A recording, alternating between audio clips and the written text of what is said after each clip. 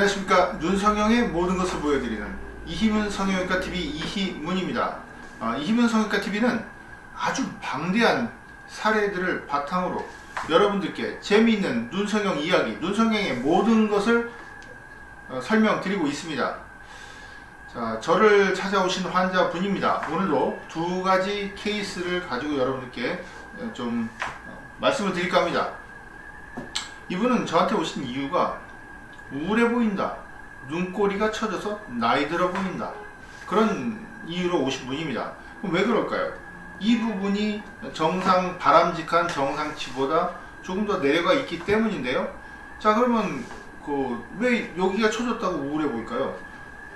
글쎄, 그것까지는 제가 개인적인 그런 느낌을 설명드리기 어렵지만, 눈 바깥쪽이 나이 들면서 처지게 됩니다. 그리고 가리게 되죠. 그러면 반대로 눈꼬리가 올라가면 좀 싸나 보일 수 있지만 바깥쪽이 처지면 우울해 보입니다. 약간 피곤해 보이기도 하고. 그래서 그런 문제로 저를 찾아오신 분인데요. 수술하고 나서 실을 뽑은 6일째 사진입니다. 이렇게 좀 또렷한 눈으로 조정을 했습니다. 바깥쪽이 처져 보이지 않죠? 눈매 교정이 필요한 이유를 좀 설명드릴까 하는데요. 그냥 쌍꺼풀만 하면 늘어진 피부를 제거하고 쌍꺼풀 라인을 이렇게 만들 수 있습니다. 그러면 아무래도 덜 처져 보이겠죠. 늘어진 부분을 조정할 수 있는데요. 그리고 라인을 만들면 이 라인까지 눈으로 보이는 착시 효과 때문에 눈이 커 보이고 처져 보이지 않고 실제 늘어진 피부를 제거할 수 있습니다. 그것이 바로 일반적인 쌍꺼풀 수술의 원리고요. 또 상안검이라고도 합니다. 눈꺼풀이 많이 처지면 그걸 제거하면서 상안검 수술했다, 이렇게 흔히 말씀들을 하십니다. 뭐 정확히 의학 용어로서 이렇게 분류된 뜻은 아니지만 그냥 처진 눈꺼풀을 조정했다, 상안검 수술을 받았다, 이렇게들 많이 말씀을 하십니다.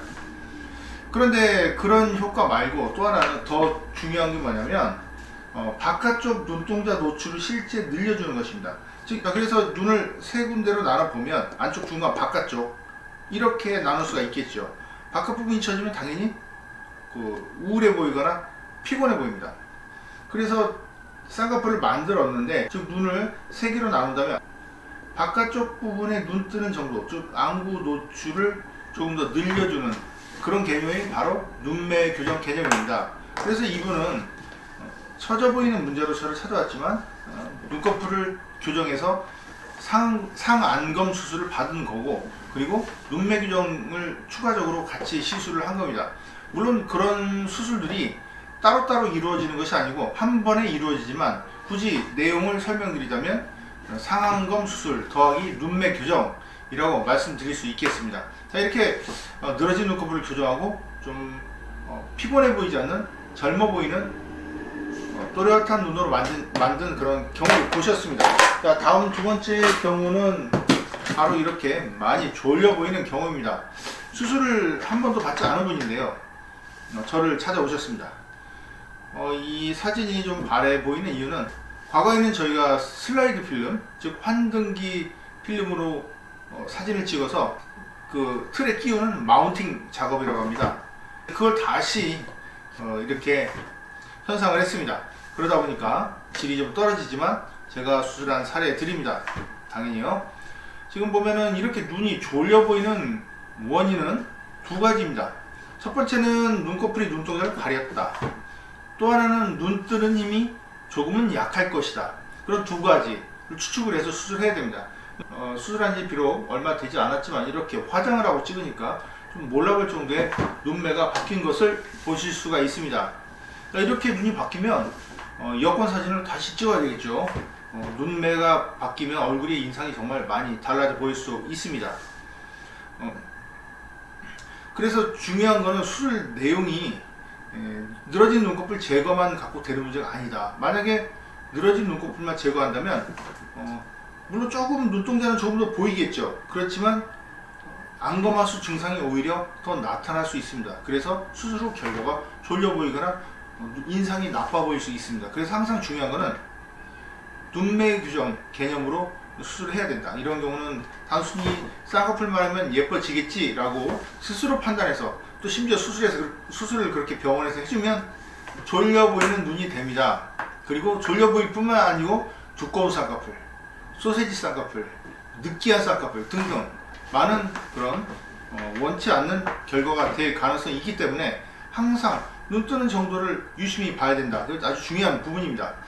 또 하나 말씀드릴 게, 집에서 만약에 이런 팁을 가지고, 이 지금 큐팁이라고 합니다.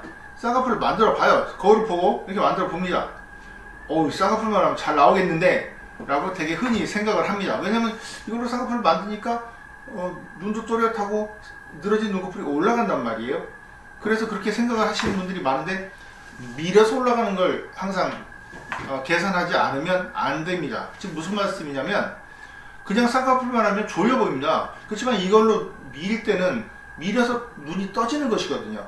그래서 집에서 이쑤시개나 이런 큐팁으로 쌍꺼풀을 거울 보면서 이렇게 만들어 본 때는 좋았는데, 막상 쌍꺼풀 수술을 받고 났더니 금방 못해요. 졸려 보입니다. 그 이유가 바로 눈 뜨는 힘을 오차가 있었던 겁니다. 수술 전에 밀어서 떠지게 한 거, 그 부분이 수술을 할 경우에 제절로 떠지지 않거든요. 그래서 항상 눈매 교정 수술을 병행을 해야 되는 경우가 아주 많습니다.